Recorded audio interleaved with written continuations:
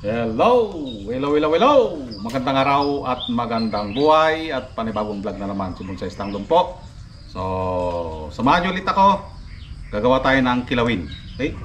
Kilawin na kambing. Ayan o. Balat ng kambing. Ayan.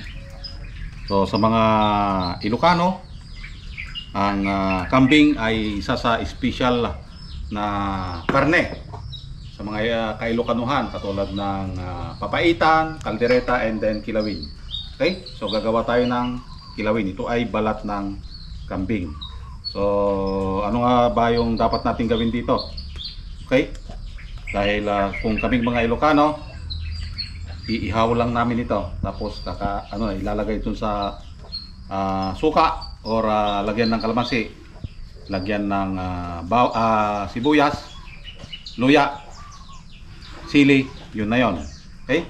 Pero since na may mga Tagalog tayong bisita, so gagawin natin special. Okay? So gagawin natin ito, papakuluan natin. Okay? Para lumambot yung balat. Okay? So unang-una, lagyan natin ng paminta. Yun. And then kunting luya. So, para pang tanggal anggo. Then ilagay ito. Ayan.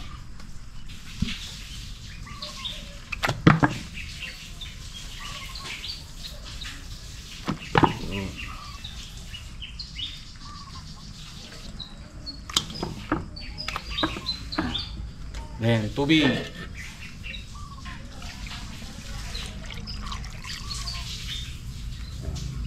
Tapos ilagay natin sa baba kung saan ako nagluluto, doon sa kahoy. Okay? Para doon natin palambutin.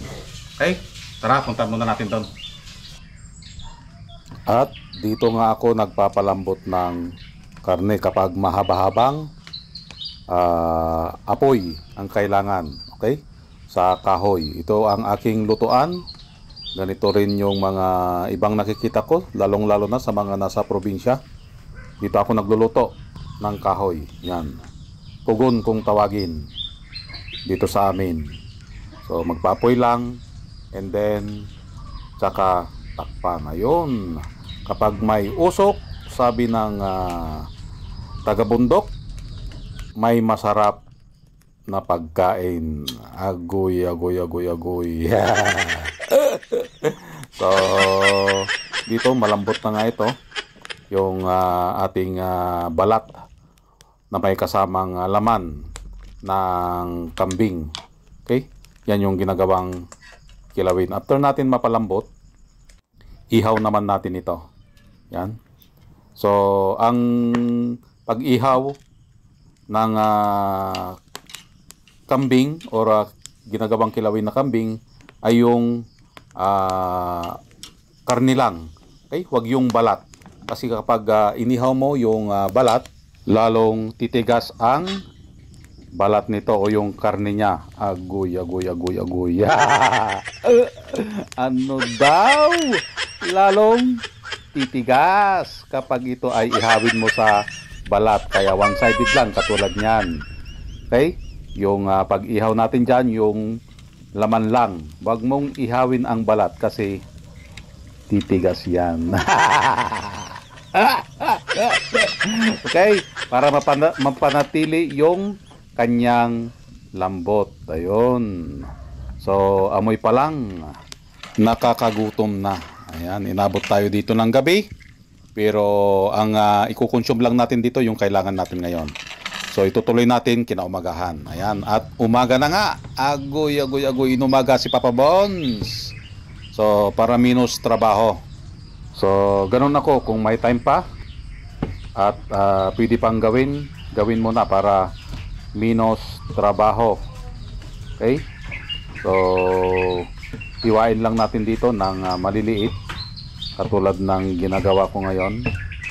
Hiwa hanggang sa matapos lahat. Okay? So, hindi lang balat ng kambing ang pwedeng kilawin, ihalo sa kilawin. Hinahaluan din ito ng kanilang atay. So, yung atay ay isa yon sa nagdadagdag linamnam sa ating kilawin. Sa mga Ilocano kasi mahilig sa mga kilawin. Ano daw? Mahilig sa kilawin? Kaya alam mo na. Kung may bisita kang Ilocano, magpakilaw ka na. Ihanda mo ang kilawin at kakainin ko. So, tatagta rin ng ito yung pinakamasarap na niya, yung sibuyas. Yung sibuyas na nagpapaiyak sa'yo. Agoy, agoy, agoy, agoy. So, isa yan sa kukumpleto ng kilawin. Kapag walang sibuyas, hindi masarap ang kilawin. Isama mo na rin ang luya. So, ang luya ay nagpapatanggal din ng amoy o anggo sa ating kilawin na kambing. So, sa mga Ilocano talaga, ito yung mga specialty ng mga Ilocano, mga kilawin na kambing, papaitan, yan. Sa South or sa Katagalugan, bihira ka lang makatikim or makakita na gumagawa ng kilawin na kambing. Mostly sa norte mo ito makikita. Ayan, at tapos na yung luya, ilagay na rin para minsanan ang halo-halo, ang mikos-mikos. At syempre, lagyan natin ng kalamansi para asim-kilig. Asim-kilig. Mag-agaw yung alat, mag-agaw yung asim, at saka yung linamnam ng karne ng kambing. So, wow ka talaga. Ilagay natin yung kalamansi para mag-juicy ang karne. At syempre, lagyan mo ng agua di pataranta na sili para ramdam na ramdam mo yung sarap. Agoy, agoy, agoy, agoy, agoy. So, ito na. Mekos-mekos na. At timplahin ng pagkasarap-sarap. Siyempre, pag hindi mo ikot-ikot yan, hindi mo imikos-mikos yan, hindi maghahalo yung kalamansi, yung sibuyas, yung luya, at yung pinakaanghang na sili. At kita nyo naman, nag-juicy-juicy na. Tikman natin. Unang subo para sa inyo. Shout out sa mga kumakain ng kambing.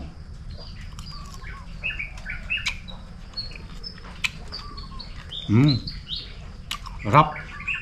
So kanina, nilagyan na natin ng ng asin. Sarap.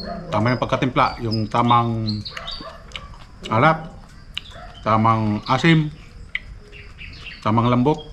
Yun. Juicy. Okay. Talagang kilawin, lasang-lasang kambing. So ganoon ako magluto. Magluluto pa ulit tayo. Okay? Ng another menu. Abangan nyo ang finished product na ilalagay natin sa hapagkainan. Okay?